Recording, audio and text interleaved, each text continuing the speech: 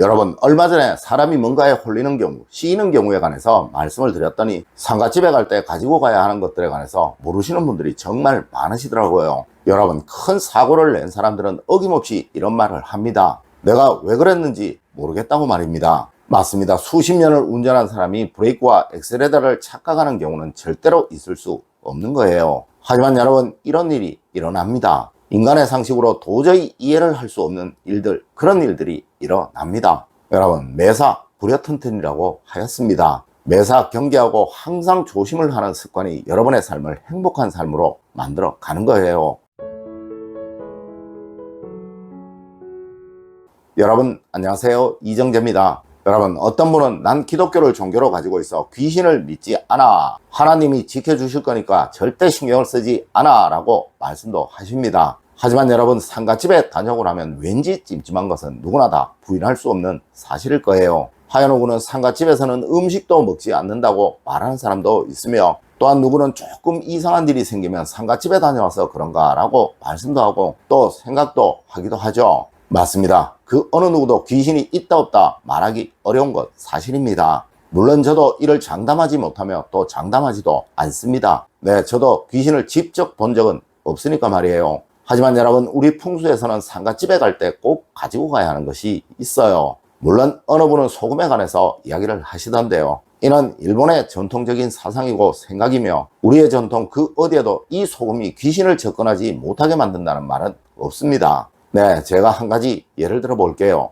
여러분들 제사 지내실 때 고춧가루는 절대 사용하지 않으시죠? 하지만 다들 소금은 쓰시잖아요. 맞습니다. 이라듯이 소금은 전혀 상관이 없는 이야기라는 거예요. 자, 여러분, 상가집에 가실 때는 꼭 반드시 이것은 가지고 가십시오. 네, 이것은 절대 상가집 주변에 있는 잡스러운 혼령들이 여러분에게 접근하여 해를 주지 못하도록 만드는 최고의 수단입니다. 첫 번째로 여러분, 고춧가루를 조금 가지고 가십시오.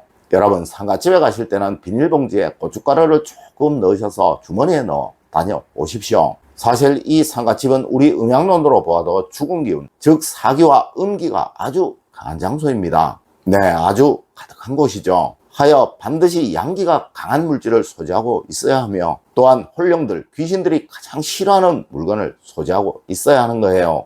여러분, 혹시 태양초라는 말 한 번씩은 다 들어보셨죠? 네, 이 고추는 여름한철 가장 뜨거운 기운, 즉 양기를 가득 머금고 있는 채소입니다. 하여 고춧가루를 많이 넣은 음식을 먹고 나면 몸에 땀도 나고 열도 나는 것이죠. 맞습니다. 이러하기에 제사 음식을 만들 때 절대 고춧가루를 넣지 않는 거예요. 물론 이 고춧가루를 넣어 음식을 만들게 되면 조상님도 올 수 없기 때문에 그러한 것입니다. 맞습니다. 죽은 영혼이 절대 나에게 다가오지 못하도록 만드는 물건이 첫 번째가 바로 고춧가루입니다. 혹시 여러분들 고춧가루를 비닐봉지에 넣는 것이 불편하시다면 붉은 고추를 주머니에 하나 넣어 가지고 가셔도 됩니다. 두 번째로 붉은 팥을 몇 알 주머니에 넣어 가지고 가시면 됩니다. 여러분, 밤은 어둠이 가득하여 음이라고 하며 또 낮은 밝음이 가득하여 양이라고 하는 거예요. 그럼 여러분, 혹시 1년 중 밤이 가장 긴 날이 언제인지 아십니까? 맞습니다. 바로 동지입니다. 하여 1년 중 이 동지는 음기가 가장 강한 날이며 우리 전통에서는 이날 모든 귀신들이 밤새도록 돌아다닌다고 하여 부름을 깨기도 하고 또한 신발을 뒤집어 놓기도 하며, 그리고 이날 아침 반드시 먹어야 한다는 음식이 있죠.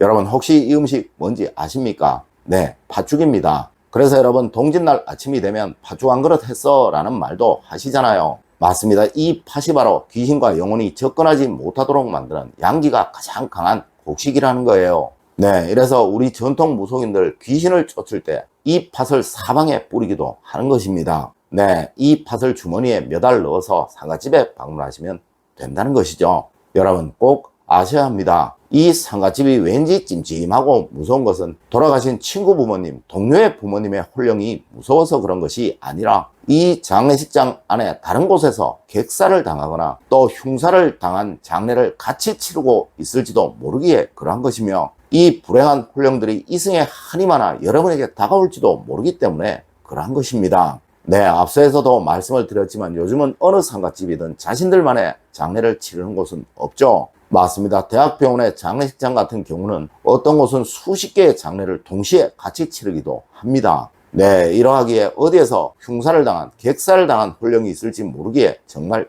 찜찜한 곳인 것입니다. 세 번째로 십자가나 염주, 묵주를 넣어가지고 가시면 됩니다. 여러분, 아무리 한이 많은 혼령이라도 절대 범접하지 못하는 곳이 있습니다. 네, 그곳이 과연 어디일까요? 맞습니다. 바로 교회이며 절이며 성당입니다. 여러분, 서양의 테마의식에 보면 항상 단골처럼 등장하는 소품이 있죠. 하나님, 예수님을 상징하는 성경과 십자가입니다. 물론 동양의 테마의식에도 항상 단골처럼 등장하는 것이 있습니다. 맞습니다. 스님들이 사용하는 염주와 목탁입니다. 하여 종교적인 미사나 예식으로 인해 단체로 장례식장을 방문하는 경우 이러한 염려, 즉 잡기의 침범으로 인한 걱정은 전혀 없다고 해도 과언이 아니라는 거예요. 또한 절이나 교회, 성당 등에서 집전하는 장례식장에 참여하시는 분들의 경우 물론 이런 걱정 전혀 하지 않으셔도 된다는 것입니다. 네, 아무 걱정 없이 아무 생각 없이 단지 돌아가신 분의 추모에만 신경을 쓰셔도 된다는 것이죠. 하지만 문제는 개인 장례식장 또 병원 장례식장을 방문하시는 분들의 경우이죠. 하여 반드시 자신이 믿는 종교의 물건, 즉 십자가나 염주, 묵주 같은 것들을 주머니에 넣어 가지고 가셔야 하는 것입니다. 그리고 자신이 방문한 장례식장을 잠시라도 벗어날 때는 반드시 이것을 손에 꼭 쥐고 있거나 주머니에 넣어 이것을 꼭 만지고 있어야 하는 것입니다. 네 번째로 여러분, 가방 안에 책을 넣어 가지고 가셔도 좋습니다. 여러분, 책은 우리가 사용하는 모든 물건 중에 양기가 가장 강한 것입니다. 하여 이것은 부정한 악한 일이 생기는 것을 막는 정말 좋은 것이 될 수 있어요. 물론 활자로 된 것이라면 무엇이든 다 가능합니다. 네, 펜을 꽂은 수첩을 넣어 가지고 가셔도 되고 아니면 신문이나 잡지를 가방에 넣어 가지고 가셔도 됩니다. 다만 이것을 장례식장 안에서 꺼내어 놓는 일만은 없도록 하세요. 이것은 해당 장례식장의 혼령이 마지막 인사를 하러 오지 못하도록 할 수 있기 때문에 그러한 것입니다.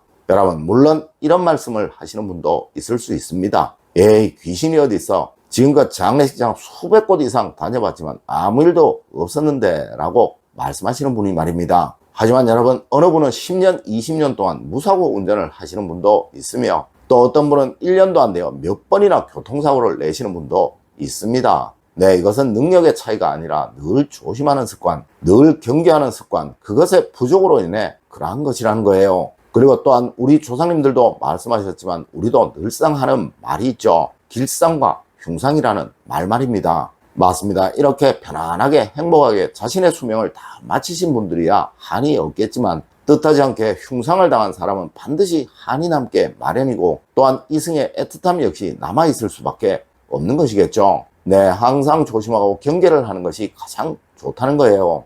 여러분, 오늘 제가 알려드린 이야기 꼭 명심하셔서 여러분의 실생활에 적용하시길 부탁드리며 오늘의 이야기를 마치도록 하겠습니다. 늘 올바른 학문과 올바른 지식을 여러분들께 전하도록 노력하겠습니다. 여러분 긴 시간 감사드립니다. 감사합니다.